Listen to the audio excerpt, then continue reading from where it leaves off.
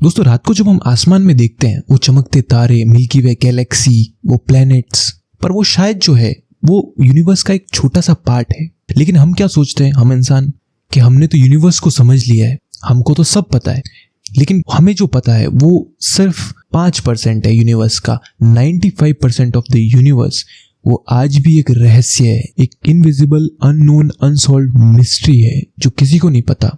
सोच के देखिए, यूनिवर्स का सिर्फ 5% हमें पता है और जो 95% यूनिवर्स है उसके बारे में हमें कुछ पता ही नहीं है। ये जो 95% अंधेरा है यूनिवर्स में, इसका जो मेजर पार्ट है उसको कहते हैं डार्क मैटर। अब ये जो डार्क मैटर है ना, एक ऐसी मिस्ट्री है जिसे हम सॉल्व ही नहीं कर पाए अभी तक। मतलब ना ये लाइट एमिट करता है, ना एब्जॉर्ब करता है। प्लेनेट, गैलेक्सीज या इवन ह्यूमंस पे, जो अर्थ पे हम रह रहे हैं, हमारे ऊपर ये ग्रेविटेशनल फोर्स लगाता है। बस ये काम है। तो इस डार्क मैटर का मेन जो काम है वो है ग्रेविटेशनल फोर्स लगाना। यूं समझ लीजिए कि एक गैलेक्सी है, उसके आसपास 2 हाथ हैं जो उस गैलेक्सी को थामे हुए हैं। अगर वो हाथ ना हो, यानी कि डार्क मैटर अगर वो गैलेक्सी के पास ना हो, तो गैलेक्सी बिखर जाएगी सर। गैलेक्सी के आसपास बाउंड्री पे जो स्टार्स है ना, वो बिखर के टूट जाएंगे, या कहूँ तो बहुत दूर चले जाएंगे। और अगर शायद ये डार्क मैटर ना होता तो यूनिवर्स एग्जिस्ट ही नहीं करता। तो चलिए फिर चलते हैं इसी जर्नी पे और जानते हैं कि आखिर है क्या ये डार्क मैटर और इसके पीछे की मिस्ट्री क्या है। दोस्तों जो भी चीज़ हम देख सकते हैं, जैसे ट्रीज है, स्टार्स है, कार है, ह्यूमन है, कुछ भी धरती पे कुछ भी चीज़ जो है, वो सब कुछ जो है वो नॉर्मल मैटर है, या कहूँ तो उसको कहते हैं बारियोनिक मैटर। अभी किससे बना है? न्यूट्रॉन, प्रोटॉन और इलेक्ट्रॉन। 9वीं कक्षा में हम सब ने पढ़ा है ये। लेकिन जब साइंटिस्ट ने गैलेक्सीज को स्टडी किया तो उन्होंने देखा कि कुछ तो गलत हो रहा है यहाँ पे। अब वो क्या गलत हुआ? देखिए, एग्जाम्पल के तौर पे जब हम किसी मैरी गो राउंड पे बैठते हैं, जो मेले में वो बड़ा सा मैरी गो राउंड होता है, जब हम उसमें बैठते हैं तो सेंटर पे जो स्पीड है ना वो होगी ज़्यादा, और जैसे ही हम उसकी बाउंड्री पे जाएंगे ना स्पीड कम हो जाएगी। क्यों पता है? सेंट्रीफ्यूगल फोर्स के कारण। तो साइंटिस्ट ने नोटिस किया कि यही सेम प्रिंसिपल गैलेक्सीज पे भी लागू होना चाहिए, क्योंकि गैलेक्सीज भी एक तरह से डिस्क ही तो है। तो सेंटर में जो पार्टिकल्स है या जो प्लैनेट्स है उनकी स्पीड ज़्यादा होगी। बिल्कुल सही बात है। और जो बाउंड्री पे जो प्लैनेट्स है या जो मैटर है उसकी स्पीड क्या होनी चाहिए? कम होनी चाहिए, क्योंकि अगर स्पीड ज़्यादा होगी तो वो बिखर जाएंगे, वो एकदम से बाहर की तरफ फेंक दिए जाएंगे। लेकिन साइंटिस्ट ने क्या नोटिस किया, आपको पता है? साइंटिस्ट ने नोटिस किया कि बाउंड्री पे जो स्टार्स है या जो मैटर है उसकी स्पीड एग्जैक्टली सेम है जितनी सेंटर पे है। अब साइंटिस्ट को लगा कि भाई कुछ तो गलत हो रहा है यहाँ पे। तो साइंटिस्ट ने नोटिस किया कि यहाँ पे बाउंड्री पे कुछ तो मिसिंग मास है जो इन स्टार्स को थामे हुए है, और इसी मिसिंग मास को बोला गया डार्क मैटर। अभी जो डार्क मैटर है ना सर, ये लाइट एमिट नहीं करता, ये लाइट के साथ इफेक्ट नहीं दिखाता, ये जो है ग्रेविटेशनल फोर्स डालता है हमारे ऊपर।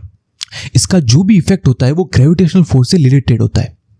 जैसे हम जो है डार्क मैटर को डायरेक्टली देख नहीं सकते, पर उसके इफेक्ट को महसूस कर सकते हैं। एक तरीका होता है ग्रेविटेशनल लेंसिंग।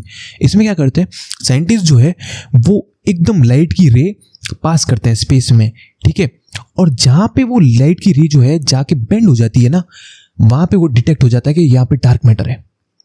सोच लीजिए, क्योंकि जैसे ही लाइट की रे पास हुई, यहाँ पे सामने तो कुछ है ही नहीं, अंधेरा है, लेकिन लाइट वहां पे बेंड हो जाती है अचानक।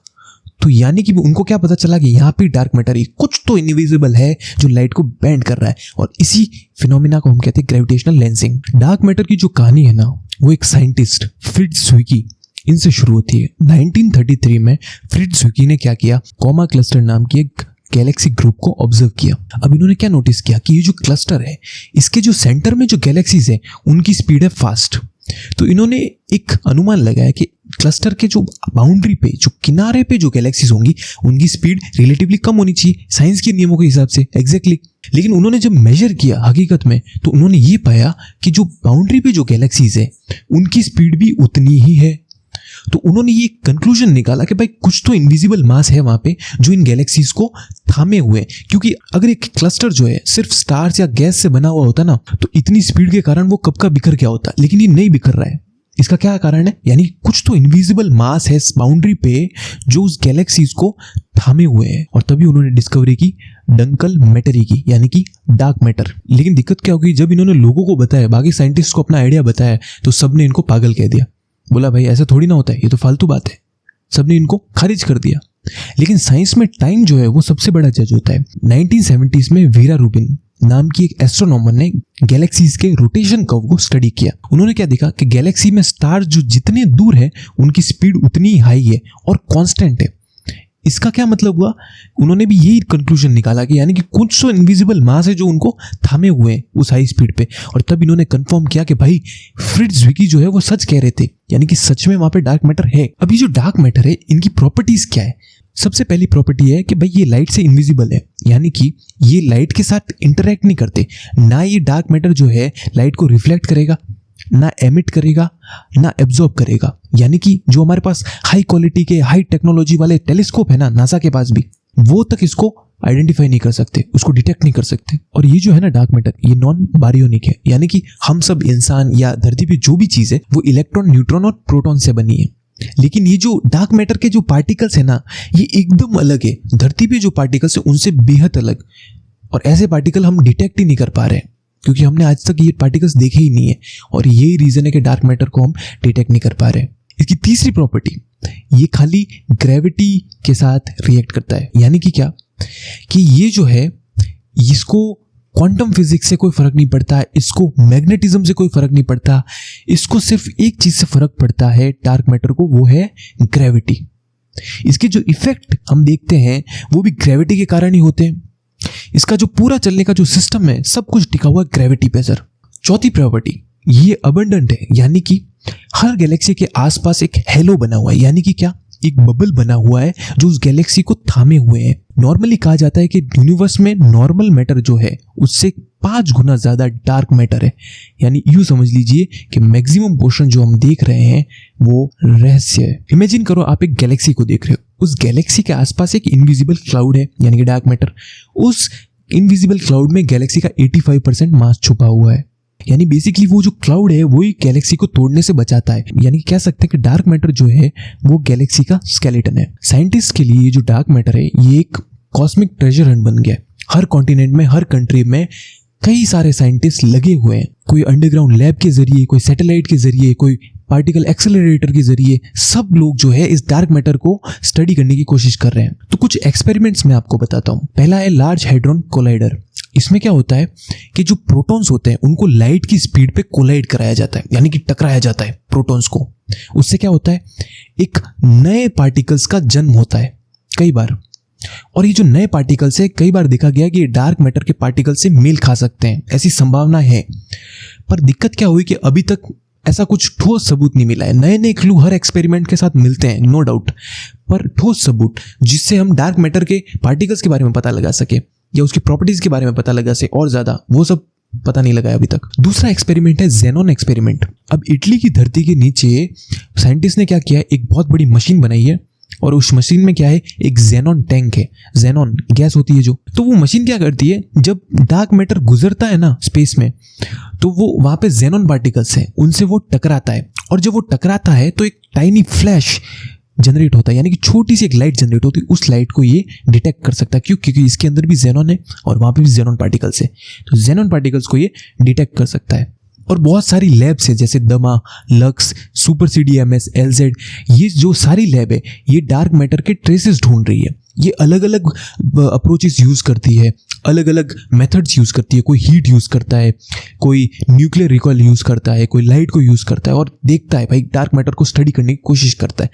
अब हर देश के, हर साइंटिस्ट के, हर कंपनी के अपने एक अलग तरीके होते हैं और वो अपने तरीकों से उसको डार्क मैटर को स्टडी करने की कोशिश कर रहा है। अब बात करते हैं कुछ थ्योरीज और पॉसिबिलिटीज की कि डार्क मैटर में क्या क्या हो सकता है। एक है विम्स नाम की थ्योरी।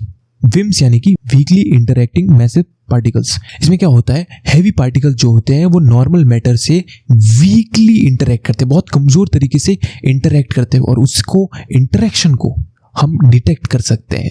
और अगर ये एग्जिस्ट करते हैं ना विम्स, तो उसके इफेक्ट को हम डिटेक्ट कर सकते हैं, सिंपल। दूसरे हैं एक्सियंस। ये एक्सट्रीमली लाइट पार्टिकल्स होते हैं, इनका जो इफेक्ट है ना वो देखना बहुत मुश्किल है, लेकिन अगर हम किसी तरह से इनको डिटेक्ट कर लेना तो क्वांटम फिजिक्स और मैग्नेटिज्म की थ्योरीज में इनका बड़ा काम आ सकता है, बहुत काम की चीज है। तीसरी बात आती है माचोस, यानी कि मैसिव कॉम्पैक्ट हेलो ऑब्जेक्ट्स। अब ये क्या कहते हैं, ये कहते हैं कि डार्क मैटर जो है ना वो कुछ नहीं है, वो स्पेस में जो है इनविजिबल एस्ट्रोनॉमिकल ऑब्जेक्ट है। जैसे कि ब्लैक होल, जैसे कि ब्राउन ड्वार्फ, या जैसे कि न्यूट्रॉन स्टार जो लाइट एमिट नहीं करता, जो लाइट एब्जॉर्ब नहीं करता या रिफ्लेक्ट नहीं करता। फिर एक कॉन्सेप्ट आता है सुपर सिमेट्री का, यानी कि हर पार्टिकल का एक सुपर पार्टनर होता है। यानी कि हमारी जो गैलेक्सी है, अगर मान लीजिए कि अर्थ पे जो भी पार्टिकल्स हैं उनका इस थ्योरी के हिसाब से एक सुपर पार्टनर होना चाहिए, और मोस्ट प्रोबेबली ये जो सुपर पार्टनर है ये डार्क मैटर में छुपा है, ये थ्योरी ये कहती है। फिर आता है कॉन्सेप्ट मॉडिफाइड ग्रेविटी। कुछ साइंटिस्ट ये कहते हैं कि हम जो ग्रेविटी को समझ रहे हैं ना वो गलत समझ रहे हैं। अगर हम न्यूटन और आइंस्टाइन की जो थ्योरीज है उनको थोड़ा सा मॉडिफाई करें तो डार्क मैटर की जरूरत ही खत्म कर सकते हैं, लेकिन ये पॉसिबल अभी तक तो नहीं हो पाया है। डार्क मैटर का जो एक्सप्लेनेशन हमारे पास है अब तक वो सबसे स्ट्रांग है और उसको कोई खारिज अभी तक कर नहीं पाया है। अब एक बहुत बड़ा कंफ्यूजन आता है डार्क मैटर और डार्क एनर्जी के बीच में। ये जो दोनों चीजें हैं ना, डार्क मैटर और डार्क एनर्जी, ये दोनों अलग अलग चीजें हैं। अभी जो डार्क मैटर है ना ये गैलेक्सीज को बांधे रखता है, उनको फैलने नहीं देता, और ये नई नई गैलेक्सीज को फॉर्म होने में भी मदद करता है। अभी जो डार्क एनर्जी है ना वो क्या करती है, वो गैलेक्सीज को फैलाती है, यानी कि एक्सेलरेटेड एक्सपेंशन करती है गैलेक्सीज का, कंटिन्यूसली उसको एक्सपेंड करती है। अब करंट एस्टिमेट के हिसाब से 5% जो है वो है नॉर्मल मैटर, 27% है डार्क मैटर और 68% है डार्क एनर्जी। यानी 95% ऑफ द यूनिवर्स एक अंधेरे जैसा है जो हमें कुछ पता ही नहीं है। और अगर आसान भाषा में मैं समझाऊं तो ये जो डार्क मैटर है ना वो एक कॉस्मिक ग्लू है जो चिपकाए रखता है सबको, और डार्क एनर्जी जो है वो एक कॉस्मिक एक्सप्लोजन है जो फैलाता है सबको एकदम से। अगर ये डार्क मैटर ना होता ना सर तो गैलेक्सीज कभी एग्जिस्ट ही नहीं करती। बिग बैंग एक्सप्लोजन के बाद जब हमारा यूनिवर्स एक हॉट गैस का क्लाउड था तो डार्क मैटर ने क्या किया, डार्क मैटर ने एक ग्रेविटेशनल फ्रेमवर्क बनाया। अब इसमें क्या था मैं समझाता हूँ। उस फ्रेमवर्क के अराउंड डार्क मैटर ने क्या किया, जो नॉर्मल मैटर है उसको इकट्ठा करना चालू किया फ्रेमवर्क के अराउंड, और वहां से गैलेक्सीज और स्टार्स बने। यानी कहूँ तो डार्क मैटर ने जो है यूनिवर्स के आर्किटेक्चर को डिजाइन किया है। अभी जो डार्क मैटर है ना ये कॉस्मिक वेब बना रहा है। इसका क्या मतलब हुआ, गैलेक्सीज के आसपास एक जाली लुमा चीज जो क्या करेगी, उन गैलेक्सीज को थामे रखेगी, और इसको कहते हैं कॉस्मिक वेब। एस्ट्रोनॉमर्स ने क्या किया, ग्रेविटेशनल लेंसिंग के थ्रू उस वेब को डिटेक्ट किया। कैसे, मैंने आपको तरीका बताया था। ये जब लाइट भेजते हैं एक जगह के बाद आके वो लाइट बेंड हो जाती है, तो जहां बेंड हुई वहां पे समझ लीजिए कि डार्क मैटर पॉसिबल है। और तब हमें पता चला कि डार्क मैटर सिर्फ एक थ्योरी नहीं है बल्कि हकीकत है। जेम्स वेब टेलीस्कोप जो है वो लगातार नई नई इंफॉर्मेशन दे रहा है कि कैसे डार्क मैटर जो है वो गैलेक्सीज के फॉर्मेशन को इफेक्ट कर रहा है। और लक्स ज़ेपेलिन और डार्विन जैसे जो डिटेक्टर्स हैं वो क्या करते हैं, वो स्पेस रेडिएशन के नॉइस को फिल्टर कर रहे हैं लगातार और कुछ इंफॉर्मेशन निकालने की कोशिश कर रहे हैं। कुछ साइंटिस्ट क्या करते हैं, वो क्वांटम सेंसर बना रहे हैं, यानी कि छोटे छोटे एटम्स के लेवल पे कुछ जो इंटरेक्शन होती है, जो कोलिजन होता है, उनको ये डिटेक्ट करेगा। तो अगर ये सफल रहा तो हम डार्क मैटर के पार्टिकल्स को भी डिटेक्ट कर पाएंगे। और अगर हमने एक बार डार्क मैटर के पार्टिकल्स को डिटेक्ट कर लिया ना सर, तो फिजिक्स पूरी रीराइट करनी पड़ेगी, क्योंकि स्टैंडर्ड मॉडल ऑफ फिजिक्स जो है वो इनकम्प्लीट बन जाएगा। और इस मोमेंट को हम कहेंगे बिग बैंग 2.0। हम जो है ना दोस्तों, हम यूनिवर्स के एक कोने में बैठे एक क्रिएचर हैं और अपने घमंड में जी रहे हैं कि हमको तो सब पता है, पूरा यूनिवर्स, सारे प्लेनेट, सारी गैलेक्सी, सब कुछ पता है। लेकिन हकीकत तो ये है कि हम एक डार्क ओशन में तैर रहे हैं। और वो डार्क ओशन किससे बना है पता है, डार्क मैटर और डार्क एनर्जी से, जिसके बारे में हमें कुछ नहीं पता। जब हम रात को स्टार्स देखते हैं ना तो हम क्या करते हैं, हम उन स्टार्स के बीच के जो अंधेरा है उस अंधेरे को इग्नोर कर देते हैं। लेकिन हकीकत में तो वो अंधेरा ही सबसे इंपॉर्टेंट चीज़ है, उसमें बहुत सारे रहस्य छुपे हुए हैं। डार्क मैटर एक रिमाइंडर है कि ये जो यूनिवर्स है ये हमारी समझ से परे है। यहाँ पे इतनी सारी चीज़ें हैं जो हमें अब तक डिटेक्ट नहीं की है, हमारे पास टेक्नोलॉजी नहीं है उनको डिटेक्ट करने की। और ये हमें बताया कि यूनिवर्स जो है वो बड़ी खतरनाक चीज़ है, जो हम सोचते हैं हमारी समझ से परे है। तो अगली बार जब आप रात में आसमान को देखें ना तो सिर्फ स्टार्स को मत दिखेगा, उस अंधेरे को भी दिखेगा, क्योंकि उस अंधेरे में ही मिस्ट्री छुपी हुई है। और हो सकता है कि उस अंधेरे से कोई आपको देख रहा हो।